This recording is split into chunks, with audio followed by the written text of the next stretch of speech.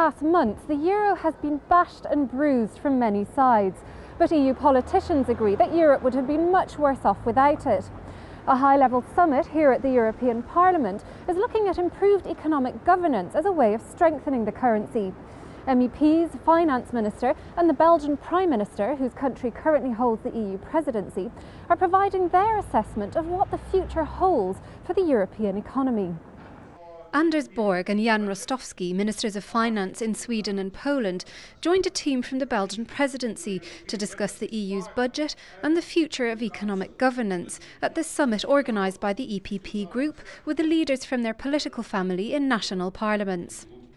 MEP Paulo Rangel, responsible for relations with national parliaments, said the summits are an integral part of the group's efforts to build stronger consultative relationships with their counterparts in the member states. Only EPP has this kind of meetings with such a regularity, with such frequency. I'd say that we have now a real network of our sister parties around the 27 countries. We want that the national vision is also a vision that is here, I would say, that we take in account, that we have in mind when we are taking these decisions. Debate focused largely on the effects of recent crises in Greece and Ireland, who were bailed out using EU and IMF money.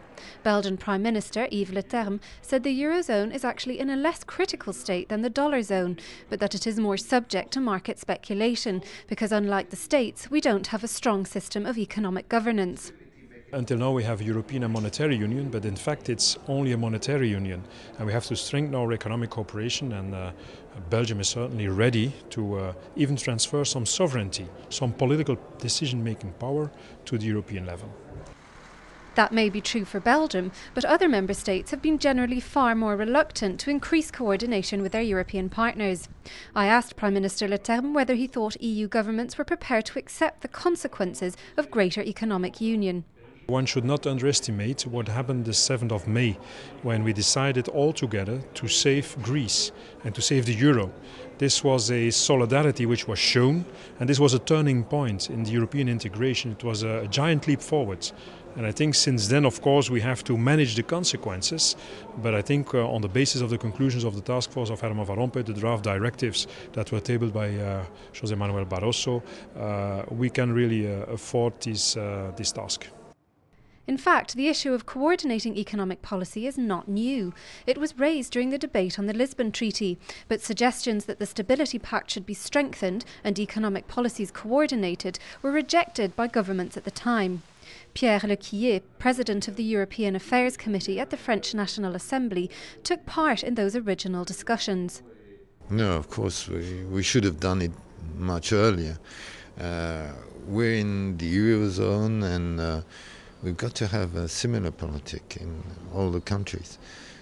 I don't say the same politic, but a similar politic. And the drama we know actually with Greece and Ireland, it's the fact that there was no consultation, no discussion between the governments and the parliaments. Íñigo Mendes de Vigo, MEP and President of the College of Europe, also highlighted the need to include parliaments in the debate. The Council not only acts alone, but does not act in the same way.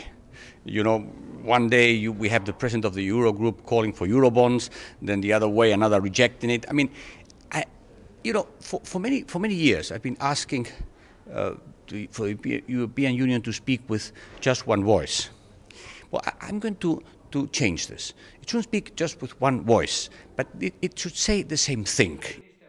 I asked him if Parliament could play a stronger role than it has so far. Let me tell you that we change completely the supervisory package. Even the Council had reached a unanimous vote in December, and the outcome is completely different. Completely different in a better way for the citizens and for the consumers. And I hope we can do the same thing now with the economic governance.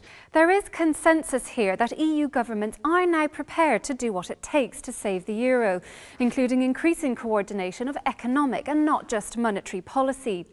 But the details have yet to be worked out and agreed, a task that Prime Minister Leterme and his colleagues will be handing over to Hungary at the end of the year. And of course, here in Parliament, MEPs will be fighting to ensure that any decisions taken are in the best interests of the citizens that elected them. To keep up to date on this subject, visit our website, eppgroup.eu. Thanks for watching.